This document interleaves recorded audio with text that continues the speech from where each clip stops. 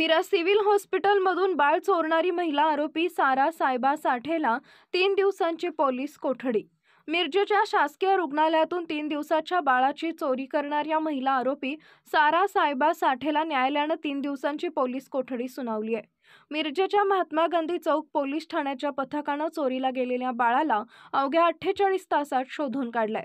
बाळ चोरणारी महिला आरोपी सारा सायबा साठे हिला सावळजमधून ताब्यात घेतलंय। महात्मा गांधी पोलीस ठाण्यामध्ये तिच्या विरोधात गुन्हा दाखल करण्यात आला असून आज मिरज न्यायालयासमोर आरोपी सारा सायबा साठेला हजर केला असता न्यायालयाने सारा साठेला 8 मे 2025 पर्यंत पोलीस कोठडी सुनावली आहे। महात्मा गांधी चौक पोलीस ठाण्याच्या पोलिसांनी फार मोठी कामगिरी केली। पोलिसांच्या तत्परतेमुळे आईपासून दुरावलेल्या नवजात बालकाची भेट शक्य झाली आहे। मिरज सिव्हिलमधून चोरीला गेलेलं बाळ हे पोलिसांच्या कौशल्यपूर्व तपासामुळे आणि सतर्कतेमुळे केवळ 48 तासात सुखरूप सापडले। त्यामुळे नातेवाईकांनी पोलिसांचे आभार मानले। बाळ चोरी प्रकरणी महात्मा गांधी पोलीस ठाण्यामध्ये महिला आरोपी सारा साठे हिच्या विरुद्ध गुन्हा दाखल झाला असून पोलीस अधिक तपास करत आहेत।